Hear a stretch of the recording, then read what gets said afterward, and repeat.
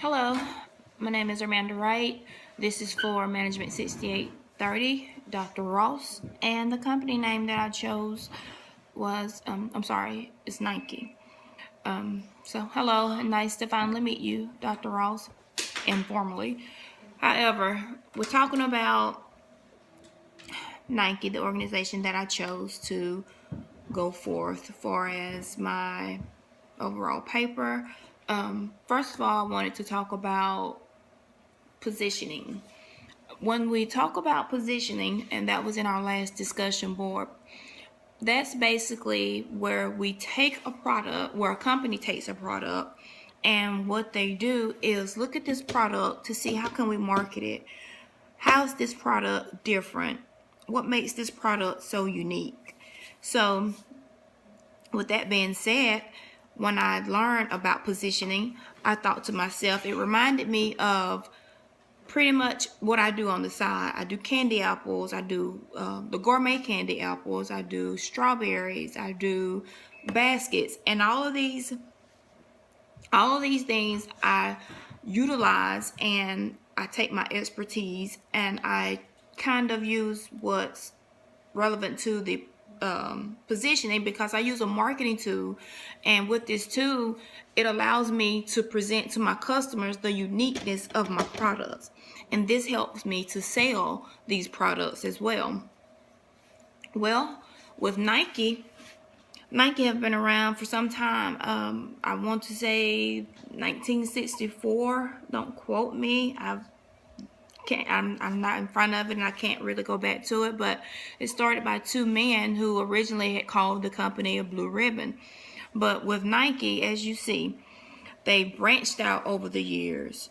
They've merged with other companies, and with this type of what I would call collaboration, a business collaboration, not only has it over the years helped Nike to achieve unimaginable profit, but it also put others in what we call a position. Well, it put others in a position to where they're able to expand these products, and basically everyone get rich off these products, and that's how it goes in the business world. What I've learned is that what we must do as business women or men is take the ability or take the opportunities to merge with these other companies and basically see how we can benefit from these other companies. It's not always about the competitiveness of it. It's not always about making a profit. It's about being business like in the mind. It's about utilizing what you have and making more of it. And when you look at your competitor, you can look at the competitor and try to say, hey, how is it that I can offer the same thing or a similar product? How can I take what they have and offer it, but maybe at a lower cost? You're supplying the product to your customers or to your consumers, and you're able to keep up with the demand.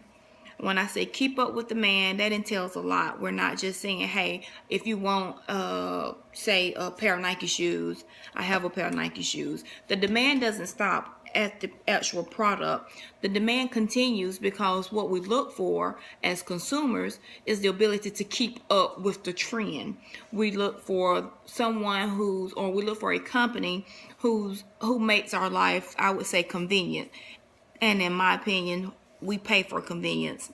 I'm guilty of it. I pay for convenience. Not that I'm lazy, but I like to have things at my fingertips. So if I'm dealing with a company who has positioned themselves to where, hey, I can do this. It's 1, 2, 3 steps, and everything is user friendly. That means I'm more than likely going to continue to shop with them. I'm more than likely going to refer them to family and friends, and I'm more than likely going to always be a customer.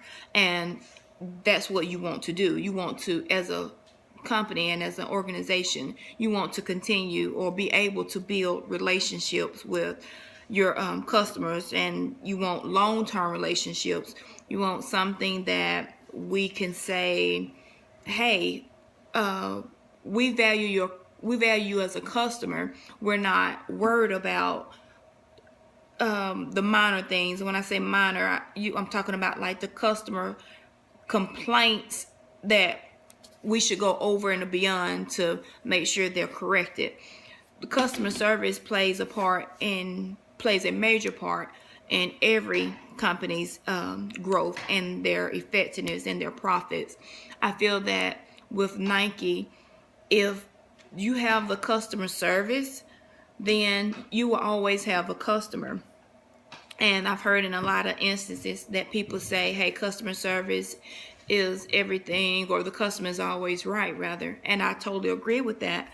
The customer is always right. And even if the customer is not always right, what you want to do is make the situation right. You want to be able to satisfy the customer, not just because of so much of I'll say the profit or to get them to spend with you, but you want to make that customer right because you want that relationship with the company. You want the customer to continue to shop with you. You don't want it to be, hey, okay, I'll go ahead and get this product this time, and then that customer is leaving your store feeling unsatisfied in some type of way. No, the way you build long-term relationships is by continuously being able to provide exceptional customer service to all of your customers at all times, and basically going above and beyond or whatever it takes to be able to say, hey, that's going to be a long-term customer for generations and generations. You know, we have companies here that has been built from generations, and although Nike started with 2 men, I can almost guarantee you that it's something that will be passed on along down the line to future generations. So what they've started is I would say a $1 billion company that, hey, will be here a long time and years after they've left this earth. And it's all because of the effectiveness. It's all because of their marketing strategies. It's all because of their wisdom.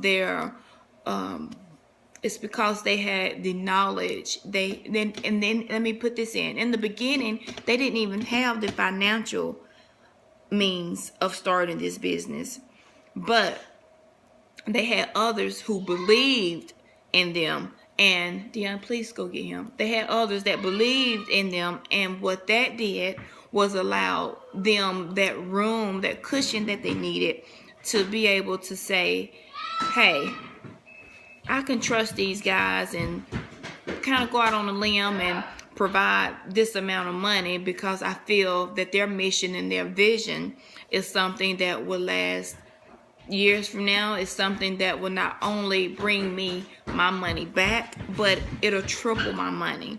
And as you see now, that's what Nike has done over the years. It's merged. It's been effective.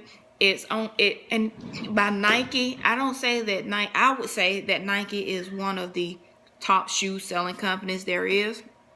We do have the competitors, say Reebok, Adidas, all of those. But when you talk about Nike, we look at some of the highest paid athletes that we deal with here. LeBron James, Michael Jordan. We have the big names. We have the people. They go after the people who are worthy. And I'm not saying that to degrade another athlete. I'm just saying they go after the best.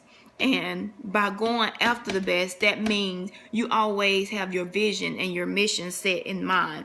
And that's something that's very important when you're opening a business, when you're starting a company, and when you're trying to grow your company. You want to always keep your mission and your vision in mind. Like, okay, I can't never go off a track of what we started this business off of. Yeah, it's okay to merge off and maybe bring on some other companies, or not other companies. We have other companies as well as other people that could benefit the business. But you want all of these people and all of these different different pieces of the puzzle to still be aligned with what the original mission and vision set out to be. And I think that's how a lot of companies can grow and be effective. And with Nike starting off, like I say, in 1964, it's grown to a multi-million-dollar business. I probably given them half of that with these two kids that I have, because that's what they like to wear. And we've been fortunate and blessed enough to where that's what they, they can wear. But I really have appreciated the learnings that I've learned through this class. It's been a great experience. It was kind of rough, and I will say that the midterm and the final both was rough, but overall I think the class was exceptional as far as the learning. I think the book provided exceptional information and guidance, and I did like that. Although it was an online class, I never took a fully online class, but I think it turned out for the best. I'm glad it's over with, and I really appreciate all the feedback that you've given. So thank you so much, and it was nice meeting you in an informal way, and I wish you and your family the best. Be blessed.